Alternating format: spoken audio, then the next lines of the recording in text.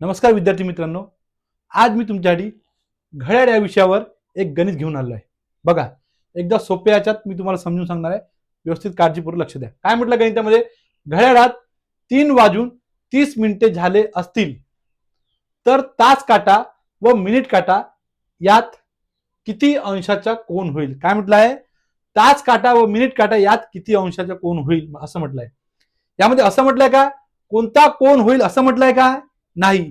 कोणता कोन होईल म्हटलं तर काय येणार? विशाल कोन, काटकोन आणि लवकोन येणार. पण असं म्हटलंय की नाही? काय म्हटलंय? घड्याळात 3:30 झाले असतील तर तास काटा व मिनिट काटा यात किती अंशाचा कोन होईल असं म्हटलंय. लक्षात ठेवा. काय म्हटलंय? तास काटा व मिनिट काटा यात किती अंशाचा कोन होईल हे असं म्हटलंय. त्यात एक सूत्र आहे, लक्षात ठेवा. सोप्याचं सांगतो मी तुम्हाला, अगदी सोपा सूत्र आहे. हे सूत्र लक्षात ठेवा. हे सूत्र लक्षात ठेवलं की तुम्हाला पूर्ण गणिताचे उत्तर ऑटोमॅटिकली येऊन जाणार. लक्षात ठेवा. सूत्र काय आहे? जे अवर आहे,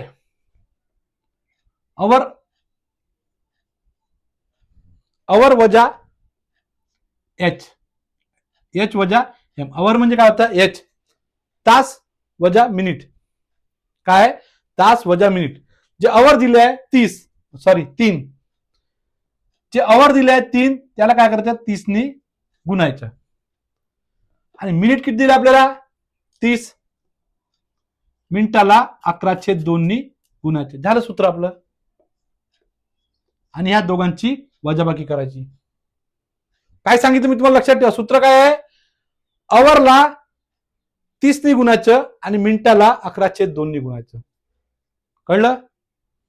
बघा सूत्र मी मोठं करून दाखवतो तुम्हाला. सूत्र बघा, 30H वजा 11/2 M. हे सूत्र तुम्ही लक्षात ठेवा. बरोबर, हे सूत्र लक्षात ठेवलं की तुम्हाला पूर्ण गणित येऊन जाईल. काही कठीण नाही. समजलं? ठीक आहे. मग आपण किमती टाकून देऊ. काय केलंय? 3 अवर किती आहे आपल्याकडे? 30 गुणिला अवर किती आहे?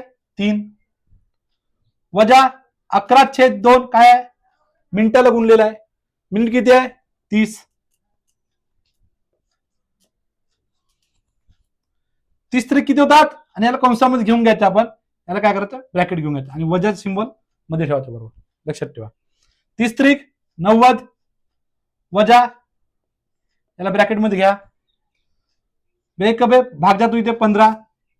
15 गुणिले 11 किती होतात? 15 गुणिले 11 1 5 5 1 1 1 0 घेतला. 1 5 5 1 1 1 किती आले? 165.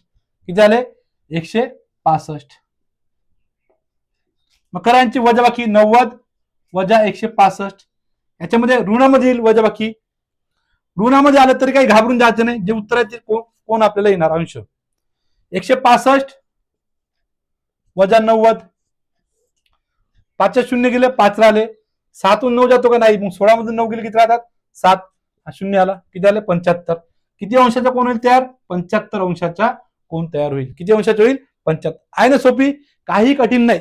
किती सोपी याच्यात आहे सांगितलं मी तुम्हाला. म्हणून फक्त हे सूत्र लक्षात ठेवा. हे सूत्र लक्षात ठेवलं ना तुम्हाला अगदी सोपी वाटणार आहे. बघा, 75 अंश कोण होईल? किती अंशाचा होईल? आपल्याला काय विचारलंय? यात किती अंशाचा कोण होईल?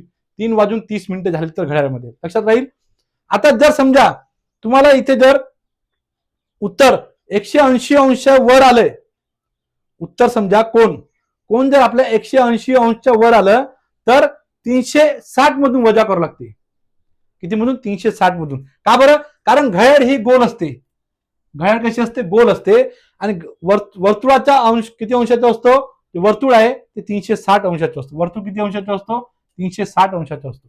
त्यामुळे जर समजा उत्तर आपलं 180च्या वर आलं तर 360 मधून वजा करावे.